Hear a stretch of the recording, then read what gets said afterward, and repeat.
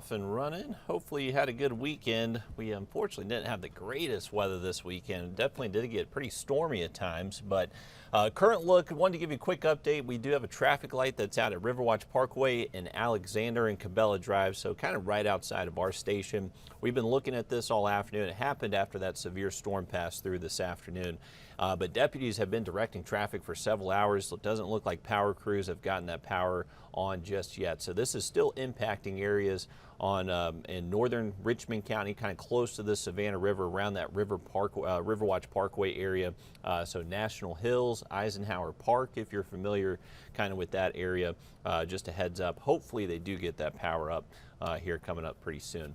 Here's a current view from our Clarks Hill Thurman Dam cam, a beautiful look over the lake at the moment. And what's really cool you can see in the distance is you can see the anvils of these thunderstorms. So these are actually severe warning cells that are closer to the upstate, getting towards the Midlands. So a good ways away from the lake, but have a pretty awesome vantage point of that there from our dam cam.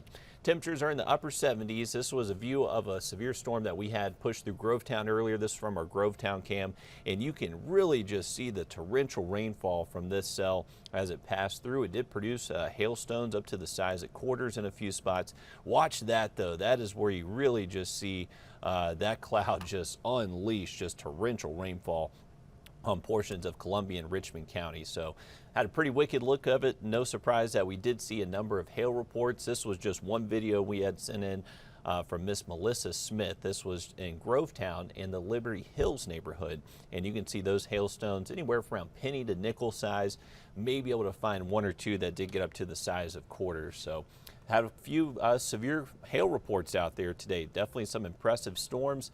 At the moment, we are currently dry here across most of the CS array. A lot of that thunderstorm activity closer towards the coast and then further towards our north.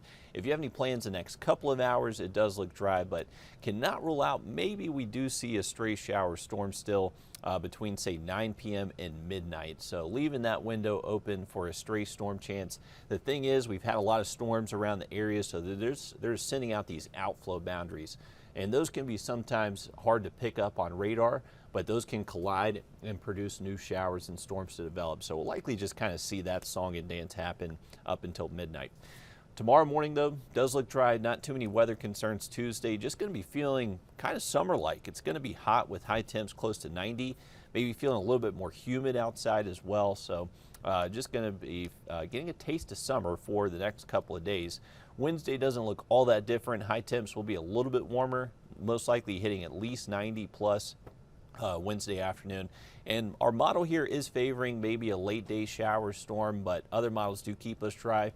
Right now we're really focusing in on Thursday. That's when a stronger front does show up, and that has the potential to set off some strong to severe storms.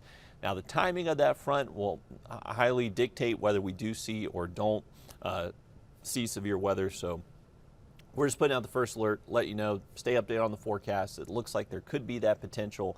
I would say if our model verifies like this, the severe weather threat does remain fairly low. So if we get to show up kind of early into the day, we may not necessarily see a ton of stormy weather Thursday. But at the moment, other models are showing it being a little bit delayed, so that would increase the severe weather risk.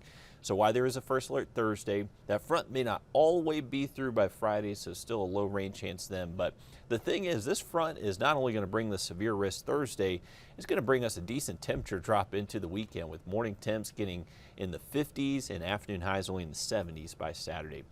But this is the outlook from the Storm Prediction Center. This is for Thursday, so they've already put out a 15% risk, so letting us know that strong wind gusts, quarter-size hail, maybe even isolated tornado are going to be possible. So we're just going to have those severe weather ingredients available, not necessarily certain if they will be able to just kind of mix together and create a severe storm or not.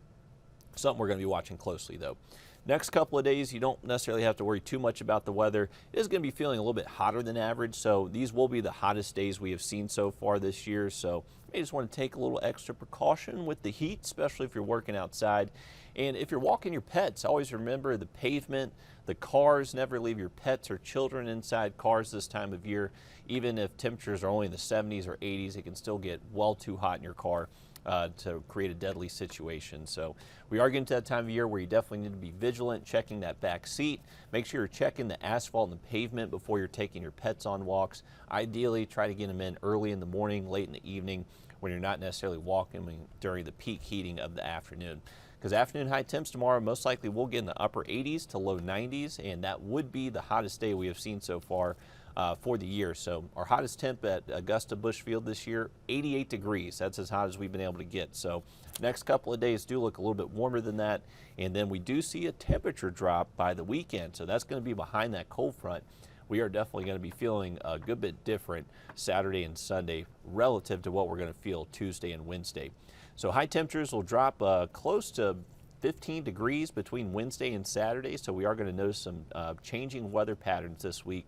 But Thursday is what we have our sights on. That's the first alert, and we're going to have to monitor maybe the chance for a few severe storms. So keep it here for those updates the rest of the week. Hopefully you weren't completely washed out this weekend and we're able to get some plans in. And luckily this weekend does look drier and actually going to feel really nice outside. But stay safe out there the rest of tonight. We'll have another update coming up on News 12 at 11.